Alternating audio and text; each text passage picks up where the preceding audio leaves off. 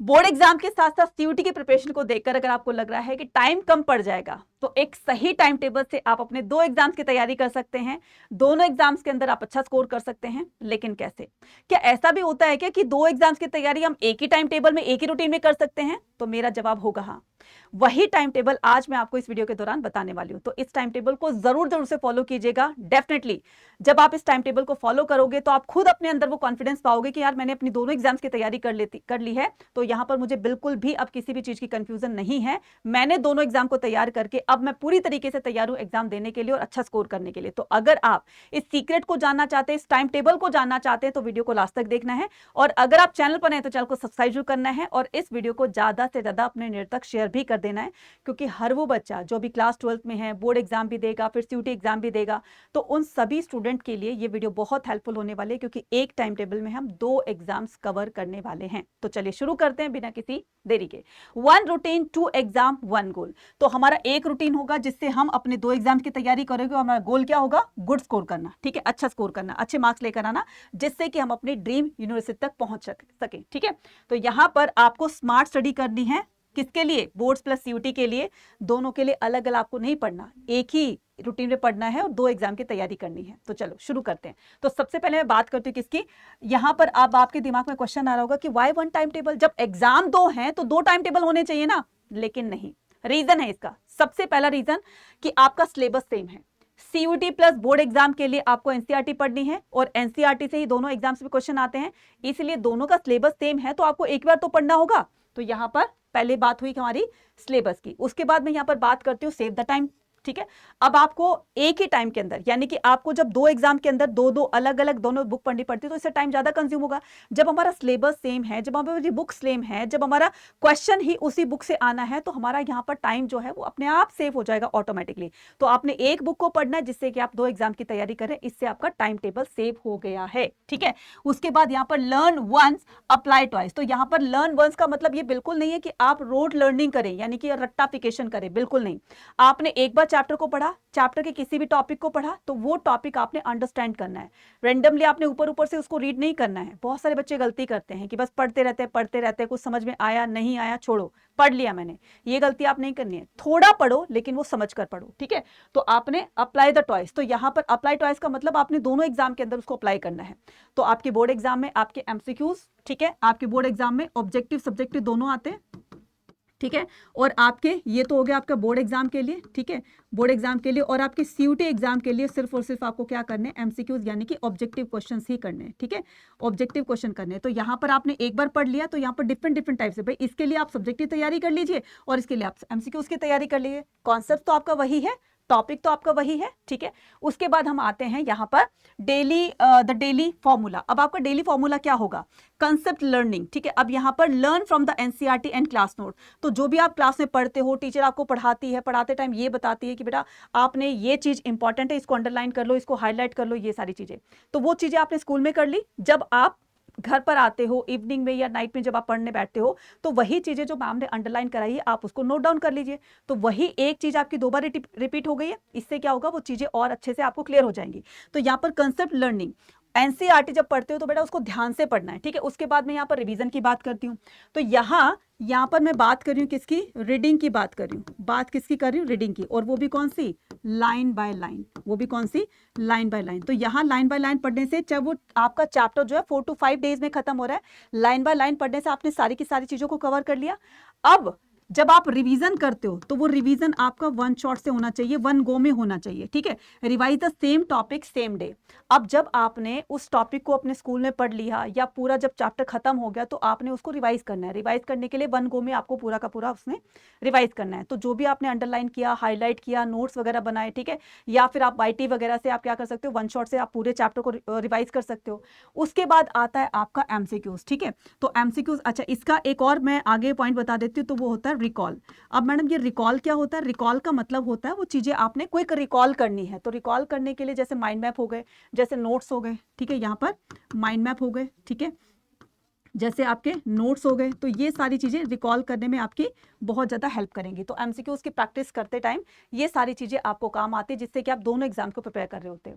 Then उसके बाद में यहाँ पर सिंपल डेली टाइम टेबल।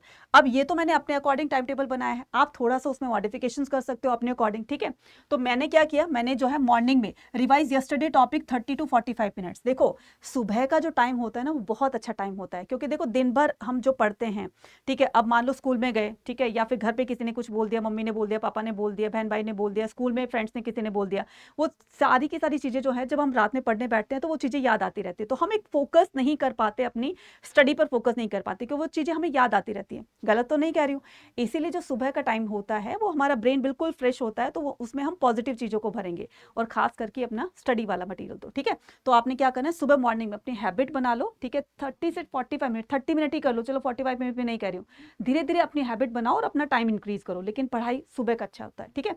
उसके बाद में यहाँ पर आफ्टर स्कूल, स्कूल में पढ़ाई कर ली आपने, ठीक है, अब ये तो नहीं कि पूरा टाइम आप पढ़ते रहोगे, थोड़ी सी आपने मौज मस्ती भी करी होगी, गॉसिप्स वगैरह भी करी होंगी, ठीक है। अब जब आप स्कूल से आ जाते हो, तो स्कूल से आने के बाद आपने क्या करना है, अपने होमवर्क असाइनमेंट्स जो भी मिले हैं उसको कंप्लीट करना है। देखो इन चीज़ों को भी लाइटली नहीं लेना है, क्योंकि ये भी चीज़ें जो है वो आपके बोर्ड एग्जाम को अच्छा स्कोर करने में, प्लस में सीयूटी एग्जाम में अच्छा स्कोर करने के लिए यहाँ पर से भी हेल्प मिलती है आपको। तो complete homework and school assignment, तो ये दोनों चीज़ें आपको हेल्प करेगी दोनों एग्जाम के लिए। इवनिंग में क्या करना है, आपने इवनिंग में चाहो तो 1 चैप्टर, चाहो तो आपने एक चैप्टर आपने हिस्ट्री का उठा लिया, एक चैप्टर आपने मान लो ज्योग्राफी का ले लिया, इकोनॉमिक्स का ले लिया, या पॉलिटिकल साइंस का ले लिया, 1 करो या 2 करो, वो आपके ऊपर डिपेंड करता है, ठीक है। तो आपने इवनिंग में इसको करना है, इस काम को करना है, ठीक है, chapter with the NCERT. Night में आपने क्या करना है, नाइट में आपने 30 से 50 तक के, 30 लगाओ, 40 लगाओ, 50 लगाओ, आपने क्वेश्चंस लगाने हैं, या तो एमसीक्यूज लगाइए या फिर पीवाईक्यूज लगाइए, प्लस 15 मिनट क्विक रिवीजन। अब यहाँ पर 15 मिनट क्विक रिवीजन की बात ये है, जहां पर आपकी गलतियां हुई है अब आप उसको रिवाइज कीजिए, क्यों गलती हुई, ठीक है वो तो ठीक है ही, वो तो आगे भी ठीक करोगे, गलती क्यों हुई उस गलती पर आपने रिसर्च करना है, एनालाइज करना है 15 मिनट्स में, ठीक है। और फिर एक अच्छी सी नींद लेनी है, नींद लेना भी बहुत जरूरी होता है। अब मैं यहाँ पर वीकेंड प्लान बताती हूँ। आपने क्या किया, मंडे से लेकर और फ्राइडे तक आपने पूरा का पूरा रीडिंग करी, ठीक है। तो ये मंडे से फ्राइडे हमारा क्या होगा, रीडिंग रूटीन होगा। यहाँ पर मंडे से फ्राइडे आपने पूरा का पूरा इसको रीड आउट कर लिया, मतलब आपने कॉन्सेप्ट्स को क्लियर किया यहाँ तक, ठीक है, चाहे वो पूरा चैप्टर हो या आपने जो है 5 to 10 आपने टॉपिक्स क्लियर करे हैं, यहाँ तक हमने पूरा पढ़ाई की, ठीक है, स्टडी की। उसके बाद में सैटरडे को आपने क्या करना है, सैटरडे को आपने रिवाइज करना है, तो ये आपका रिवीजन डे होगा, ये आपका रिवीजन डे होगा। अब रिवीजन डे में आपने क्या किया, रिवीजन डे में मैम ने जो भी हाइलाइट्स वगैरह या जो भी आपके अंडरलाइन वगैरह करवाई थी, आप उसको रिवाइज कर सकते हो उसमें, और नोट्स के थ्रू आप रिवाइज कर सकते हो, ठीक है, या फिर आप वन शॉट्स के थ्रू उन चीज़ों को रिवाइज कर सकते हो, ठीक है। तो आपने रिवीजन कर लिया, अब वो सारी चीज़ें आपकी रिकॉल हो गई, ठीक है। उसके बाद संडे को क्या करना है, संडे को आपने एमसीक्यूज लगाने हैं, ठीक है, एमसीक्यूज और पीवाईक्यूज लगाने हैं। इससे सबसे ज़्यादा बेनिफिट ये होगा कि आपने वीक के अंदर जितना भी पढ़ा यहाँ पर रिवीजन कर लिया, जब आप यहाँ पर जब एमसीक्यूज और पीवाईक्यूज लगाओगे, डैम श्योर कि वो एमसीक्यूज और वो पीवाईक्यूज वहाँ पर बहुत ही कम आपकी मिस्टेक्स होगी, क्योंकि आपने कॉन्सेप्ट्स को पहले क्लियर कर लिया है, ठीक है। उसके बाद में, अच्छा मैं ये नहीं कह रही हूँ कि सारे के सारे चैप्टर्स के लगाने, उसी चैप्टर के पीवाईक्यूज उसी चैप्टर के एमसीक्यूज लगाने हैं, क्योंकि आपने देखो यहाँ पर तो आपका कॉन्फिडेंस लेवल बिल्ड हो गया, सारी चीजों को आपने पढ़ लिया, लाइन बाय लाइन पढ़ा था, तो उससे सारी चीजें क्लियर हो गई। यहाँ पर आपने फिर उसको रिवाइज भी कर लिया, जब आप उसके क्वेश्चन लगाओगे तो गलतियों के चांसेस ना के बराबर हो जाते हैं, ठीक है। फिर उसके बाद में आपने नोट क्या करना है, नोट करना है आपने अपनी मिस्टेक्स को, नोट क्या करना है, अपने मिस्टेक्स को नोट करना है, और वही मिस्टेक जब आप नोट कर लेते हो तो वो मिस्टेक्स आपके आगे नहीं होती हैं, ठीक है। उसके बाद यहाँ पर रिसोर्सेज स्ट्रेटेजी की बात करते हैं, यूज लिमिटेड। अब बहुत सारे बच्चे गलती करते हैं कि बहुत सारे जो रेफरेंस बुक होती है, ठीक है, अलग अलग तरह की बुक्स है अपने सामने रख लेते हैं, यहाँ से भी क्वेश्चन, यहाँ से भी क्वेश्चन, और अपने सोशल मीडिया पर भी ऐसी बहुत सारी रील्स देखी होंगी। मेरा ये मानना है, और कहा भी जाता है कि 10 बुक्स को पढ़ने के बजाय, 10 बुक्स को पढ़ने के बजाय आप एक बुक पढ़ लीजिए, लेकिन वो इतने अच्छे से पढ़िए कि आपके सारे के सारे कॉन्सेप्ट्स आपके क्लियर हो जाए, ठीक है। तो 10 बुक को पढ़ने के बजाय एक बुक पढ़ लीजिए, ठीक है।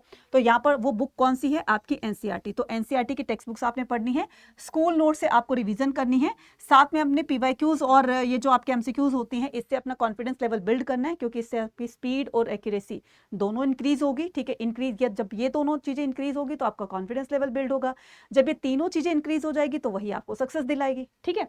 उसके बाद में यहाँ पर मॉक टेस्ट भी लगाने हैं, तो मॉक टेस्ट से भी आपका, मॉक टेस्ट एक तरह के डुप्लीकेट वो होते हैं, एग्जाम्स होते हैं।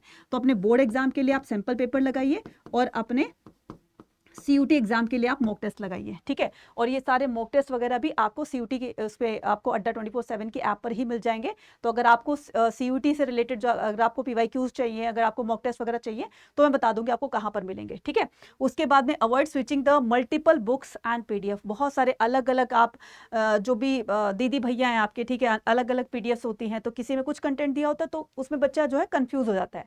तो इट्स बेटर कि आप एक ही टीचर को फॉलो करें, उसी के PDF, उसी के नोट्स वगैरह जो है आपको हेल्प करेंगे आपकी एक तो अच्छा स्कोर कराने में, साथ में आपकी मेमोरी जो शार्प होगी। तो धीरे जब कॉन्सेप्ट्स क्लियर होते हैं तो मेमोरी शार्प होती है और हमें जल्दी से वो रिकॉल करने में हमें चीजें वो हेल्प करती है, ठीक है।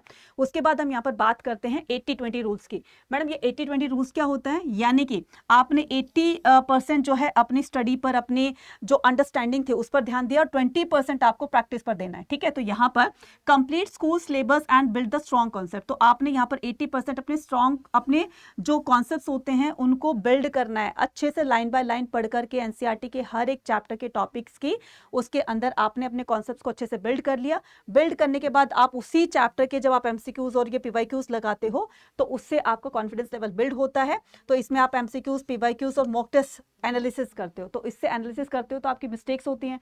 मिस्टेक्स की मैं फिर से कहूंगी कि एक नोटबुक जरूर बनाइएगा, उनसे ये पता रहेगा कि मेरी यहाँ पर गलती हुई थी और मैंने इसको नोट डाउन किया था, तो वो गलती आपकी एग्जाम में नहीं होगी, ठीक है। तो ये 80-20 रूल्स है।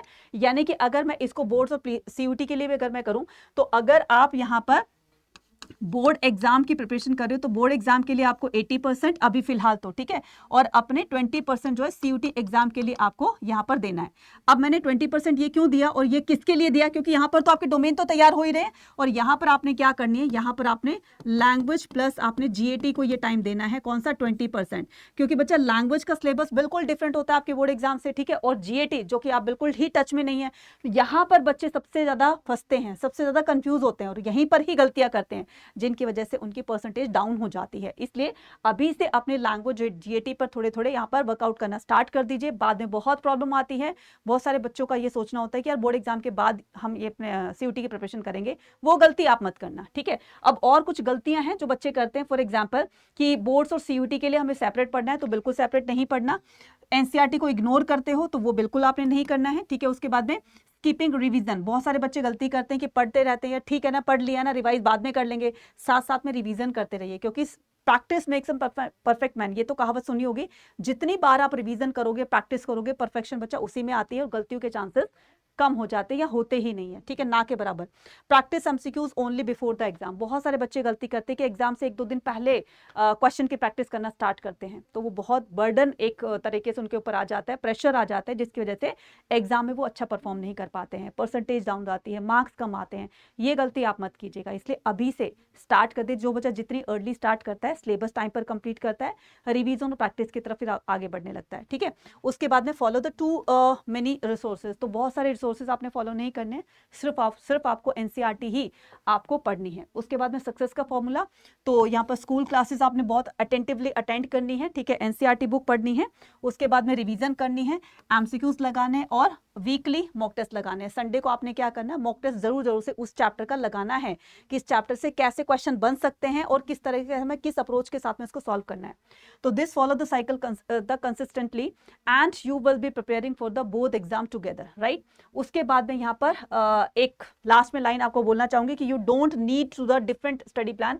आपको 2 अलग अलग स्टडी प्लान जो है फॉलो करने की जरूरत नहीं है, आपको एक ही डिसिप्लिन रह करके एक ही टाइम टेबल फॉलो करना है और उसी पर स्टे ऑन होकर के आप 2 एग्जाम में बहुत अच्छा स्कोर कर सकते हो अगर आपने इस तरह के टाइम टेबल को फॉलो किया। और ये टाइम टेबल फॉलो करने का या एक टीचर की गाइडेंस में रह करके आप प्रिपरेशन करते हो तो ये आपके लिए दी बेस्ट होता है, क्योंकि टीचर को पता होता है कि कौन सी चीज इंपॉर्टेंट है और कौन सी नहीं है, कौन सी लाइटली आपको लेनी है और कौन सी आपको इंपॉर्टेंटली लेनी है, ठीक है। तो यहाँ पर आप क्या कर सकते हो, यहाँ पर अभी हमारा एक फ्रेश बैच है, ठीक है, जो कि आरंभ अल्टीमेट 3.0 बैच है। आप इसको एनरोल कर सकते हो या फिर आप महापैक को एनरोल कर सकते हो। महापैक के अंदर ऐसे सारे के सारे बैचेस आपको फ्री ऑफ कॉस्ट मिलेंगे, CUT के एग्जाम तक इसकी क्लासेस चलती रहेंगी। तो यहाँ पर अपने सिलेबस को 1 बार 2 बार नहीं, आप कम से कम आप 5 to 6 टाइम जो है पूरे सिलेबस को आप रिवाइज कर चुके होंगे। तो इससे बोर्ड एग्जाम और प्लस CUT एग्जाम दोनों अच्छे से निकल जाएंगे, आपके दोनों में अच्छा स्कोर कर सकते हो। और अगर इन पर किसी पर भी मैक्सिमम डिस्काउंट पाना चाहते हो तो कूपन कोड यूज करें Y489। कहां पर मिलेगा ये? आपको ये मिलेगा अड्डा 24/7 के ऐप स्टोर पर। तो सबसे पहले आपको एंड्रॉइड फोन से अड्डा 24/7 टाइप करना है, देन ऑल कोर्सेज पर जाना है, यूजी पीजी एंट्रेंस एग्जाम पे क्लिक करना है, देन उसके बाद में सीयूटी आर्ट्स पे क्लिक करना है। आर्ट्स के, कॉमर्स के, साइंस को, अपने अदर स्ट्रीम के स्टूडेंट्स को भी बता सकते हो आप, ठीक है। तो यहाँ पर व्यू ऑल पे क्लिक करना है। जैसे आप व्यू ऑल पे क्लिक करोगे तो यहाँ पर आपको दिखाई देगा आपका अल्टीमेट 3.0 बैच, ठीक है। कौन सा दिखाई देगा आपको? Ultimate 3.0 batch. तो आपने क्या करना है, अल्टीमेट 3.0 बैच, ये रहा, ठीक है। आपने यहाँ पे क्लिक करना है। क्लिक करोगे तो यहाँ पर कुछ एरर शो कर रहा है ये, ठीक है। तो हम क्या करते हैं, दोबारा से इसको करते हैं, एग्जाम्स पे चलते हैं, आर्ट्स पे क्लिक करते हैं, ठीक है। और यहाँ पर अपना महापैक में कर लोगे तो और भी अच्छी बात है, ठीक है। महापैक के अंदर आपको सारे के सारे बैचेस का एक्सेस फ्री मिल जाएगा, ठीक है। यहाँ पर हम करेंगे Y489 कूपन कोड यूज करेंगे और इससे मैक्सिमम डिस्काउंट मिल जाएगा, Y489, ठीक है, Y489। चलिए जी, अप्लाई कर दिया। अब ये देखिए, इसके अंदर आपको live classes, recorded classes, PDF, teachers के hand written notes, each and everything you will get, ठीक है। तो आप इसको भी एनरोल कर सकते हो, ऐसे ही महापैक को भी एनरोल कर सकते हो, बस सबके अंदर Y489 कूपन कोड लगाना है। अब आप पूछ रहे होंगे कि मैडम PYQs और ये कहाँ पर मिलेंगे, तो आपने क्या करना है, यहाँ पर देखिए ये मॉक टेस्ट है, तो यहाँ पर आप मॉक टेस्ट ले सकते हो, हर एक सब्जेक्ट के आपको यहाँ पर मिल जाएंगे। व्यू ऑल पे क्लिक करोगे तो आपको यहाँ पर PYQs और मॉक टेस्ट वगैरह सब कुछ मिल जाएंगे। तो यहाँ पर भी Y489 कूपन कोड लगा करके आप इस पर भी जो है मैक्सिमम डिस्काउंट पा करके और मॉक टेस्ट और PYQs वगैरह ले सकते हैं। इसके अलावा कोई भी डाउट है तो आप कमेंट सेक्शन में लिखकर पूछ सकते हैं। मिलते हैं नेक्स्ट वीडियो में, till then take care, bye bye to all. और जरूर बताइएगा कि आपको ये टाइम टेबल कैसा लगा। Thank you.